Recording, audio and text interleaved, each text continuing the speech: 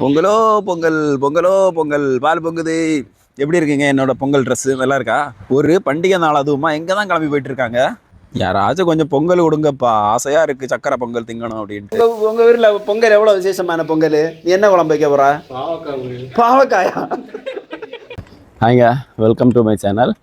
இன்றைக்கி நம்ம சேனலில் என்ன வீடியோ பார்க்க போகிறோம் அப்படின்னா, வெளிநாட்டில் இந்த மாதிரி தங்கியிருக்காங்கல்ல ஒர்க்கர்ஸு, அந்த தமிழர்களோட ஒரு நாள் பொங்கல் பண்டிகை எப்படி இருக்கும் அப்படின்னு நேரத்துக்கு ஊரில் எல்லாம் பயங்கரமாக செலிப்ரேட் பண்ணிகிட்டு இருப்பாங்க. அதாவது விடியறதுக்கு முன்னாடி எழுந்திரிச்சு புது ட்ரெஸ் உடுத்தி காலையில் கோலம் போட்டு பொங்க வச்சு ஊரே அதிரமா யார் வீட்டு பானை முதல்ல பொங்குது அப்படின்னு பொங்கலோ பொங்கல்னு அந்த சத்தம் மட்டும் தான் காலையில் கேட்கும் அப்படின்னு சொல்லுவாங்க.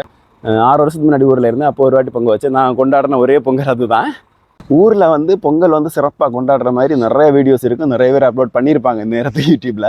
ஆனால் என்ன மாதிரி வெளிநாட்டில் தங்கி இருக்கிற ஒரு ஒர்க்கர், ஒரு தமிழர்களோட பொங்கல் நாள், பொங்கல் பண்டிகை, தமிழர்களோட மிகப்பெரிய பண்டிகை, அந்த பண்டிகை நாள் எப்படி இருக்கும் அப்படிங்கிறதான் இந்த வீடியோ ஃபுல்லாக எடுத்துருக்கிறேன். இன்ட்ரெஸ்டிங்காக இருக்கும், வீடியோ பாருங்கள். வீடியோ ஃபுல்லாக பிடிச்சிருந்தா லைக் பண்ணுங்கள், ஷேர் பண்ணுங்கள்.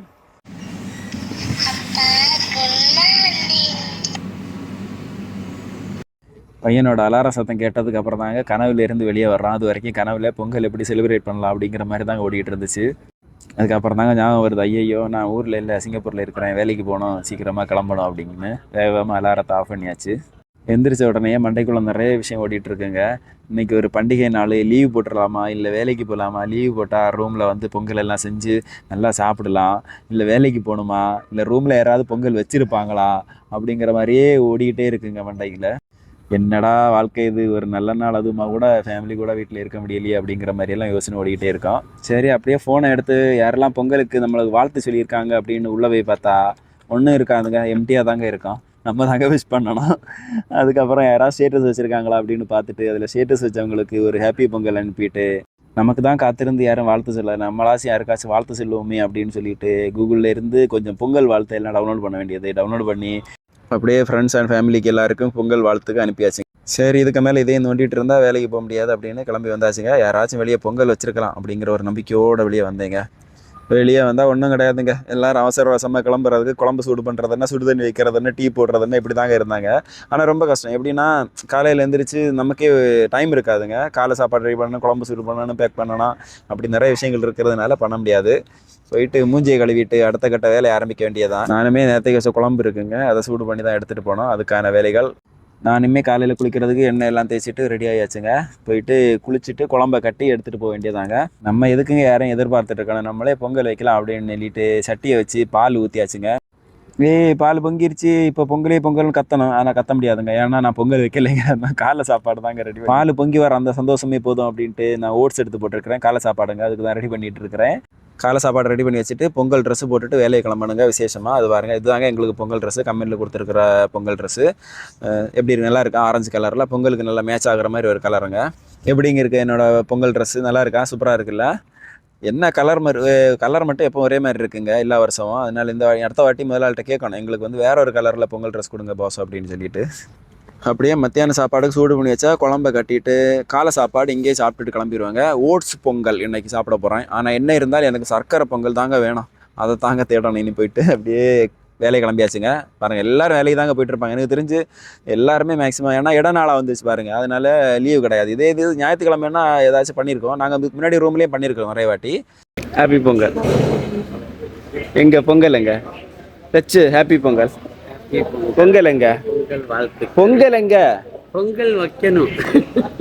காலையில் எழுந்திரிச்சு பார்த்தா இங்கே பாரு, பொங்கல் அதுவுமா பூண்டு சுட்டுக்கிட்டு இருக்குடா, அடுப்பில் பூண்டு சுட்டு தின்னுட்டு இருக்கு. யார்கிட்ட கேட்டாலும் சர்க்கரை பொங்கல் பண்ண மாதிரி தெரியலைங்க. எல்லாருமே என்னை மாதிரி தான் அவசர அவசரமாக வேலையை கிளம்பிட்டு இருப்பாங்க. பொங்கல் எல்லாம் அந்த மைண்ட்லேயே இருக்காது. எப்படா லோரி வரும், லோரியில் ஏறி ஓடி வேலைக்கு போகலாம், லோரியை மிஸ் பண்ணிடக்கூடாது அப்படிங்கிற மாதிரி தாங்க இருக்கும். சரி, நம்ம கடையில் கேன்டீன்லையாச்சும் போய் சர்க்கரை பொங்கல் வாங்கி சாப்பிடலான்னு நான் கடைக்கு போயிட்டேங்க, ஏதாச்சும் இருக்கும் வாங்கலாம் அப்படின்னு.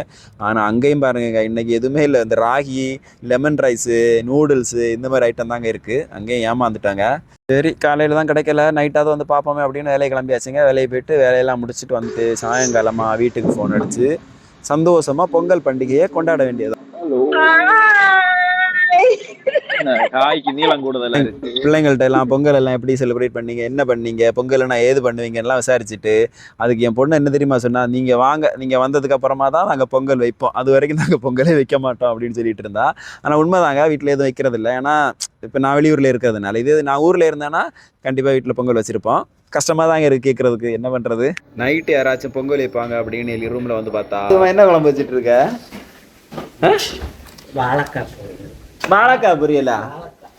வாழைக்காய் குழம்பா? நல்ல குழம்பு பொங்கலுக்கு. பொங்கலுக்கு வீட்டிலே தான் வைப்பீங்களா வாழைக்காய் குழம்பு? பக்கத்து ரூமுக்கு போய் பார்ப்போம் பொங்கல் என்ன விசேஷமா இருக்கு அந்த பக்கத்து ரூம்ல. ஹாப்பி பொங்கல். என்ன விசேஷம் பொங்கலுக்கு? பொங்கலுக்கு இந்த இது பருப்பு சோறு. பருப்பு சோறா? பருப்பு சோறு, இந்த சுரக்காய் கூட்டு, பல வரைக்கும் இருக்கு, கத்திரிக்காய் தொக்கு இருக்கு. டேய் பொங்கல் வச்சியலால? பொங்கல் எல்லாம் பொங்கல் குக்கர்ல அது இதா இது பருப்பு. இங்க பாரு சக்கரை பொங்கல் பொங்கல் இது நாளை ராத்திரி சோறு கொண்டு போய்க்குள்ள சோறு. நீ என்னடா பொங்கல் வைக்கலையாடா? உங்க ஊர்ல பொங்கல் எவ்வளவு விசேஷமான பொங்கல்? நீ என்ன குழம்பு வைக்க போற? பாவக்காயா? அங்க ஒரு ஆள் உட்காந்து வாழைக்காய் குழம்பு வைக்கிறான் பொங்கலுக்கு. நீ பாவக்காய் குழம்பு வைக்கிற. இப்படிதானடா பொங்கல் செலிப்ரேட் பண்ணுவியா? இது என்னத்துல யார் அங்கே பொங்கல் வச்சதுலா? ரூமுக்கு வந்தாலும் எல்லாருமே வந்து அந்த பொங்கலுங்கிறத மறந்து நம்ம என்ன சமைக்கணும் அப்படிங்கிற அந்த ஒரு திங்கிங்கில் தான் இருக்குது. என்ன சமைக்கணும், டைம் வேறு ஆகுது, லேட் ஆகிறதுக்குள்ள சமைச்சு சாப்பிடணும், அந்த மைண்ட் செட்டு தான் அதிகமாக இருக்கும். பொங்கல் வைக்கணும் அந்த மாதிரி திங்கிங்கே இருக்காது.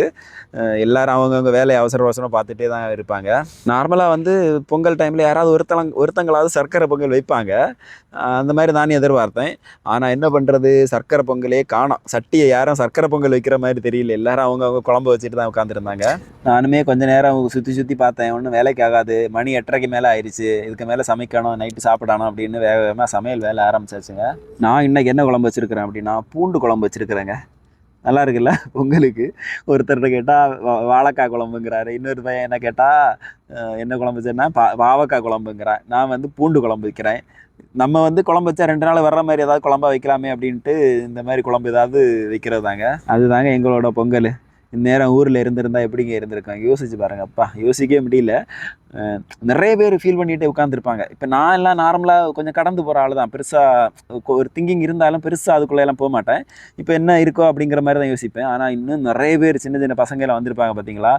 போன வருஷம் தான் ஊரில் அப்பா அம்மா கூட எல்லாம் உட்காந்து பொங்கல் செலிப்ரேட் பண்ணிட்டு இருப்பாங்க. இந்த வருஷம் அப்படியே கட் பண்ணால் இங்கே எவ்வளோ மிஸ் பண்ணுவாங்க. ஊர் ஜல்லிக்கட்டு, அந்த மாடு பந்தயம், அப்பா சொல்லவே வேண்டாம். ரொம்ப ஃபீல் பண்ணுவாங்க. பார்க்குறதுக்கே பாவமாக இருக்கும். சீரியஸாக இருக்கும். நமக்கு பழகிருச்சுன்னு வச்சுக்கோங்களேன். ஆனால் அவங்கள பார்க்குறதுக்கு ரொம்ப வருத்தமாக இருக்கும் உண்மையிலே. அதெல்லாம் மனசுக்குள்ளே வச்சுக்கிட்டு இங்கே உட்காந்து சமைச்சு சாப்பிட்டுட்டு ஃபோன் பண்ணி நல்லா இருக்கீங்களா, செலிப்ரேட் பண்ணிங்களா, பொங்கல் கொண்டாடுனீங்களா, என்னென்ன பண்ணீங்க, ஏது பண்ணீங்க, இதுதாங்க அவங்களோட ஹையஸ்ட் ஹாப்பினஸ்ஸே அப்படின்னு சொல்லலாம். ஊரில் விசாரிக்கிறது, அவங்க எப்படி செலிப்ரேட் பண்ணாங்க, அவங்க என்ன மாதிரி ட்ரெஸ் எடுத்தாங்க அப்படின்னு விசாரிக்கிறது மட்டும்தான் இங்கே இருக்கிறவங்களோட பெரிய பொங்கல் சந்தோஷமே. அதுதான் அவங்களோட செலிப்ரேஷன் மாதிரி இருக்கும். சாப்பாடு ரெடி ஆயிடுச்சு. நாளைக்கு எடுத்துகிட்டு போகிறதுக்கு சாப்பாடை பேக் பண்ணி வச்சாச்சு. ரொம்ப டைம் ஆயிடுச்சுங்க. வீடியோ எடுத்து டைம் போகிறதே தெரியல. மணி 9:30 ஆயிடுச்சு.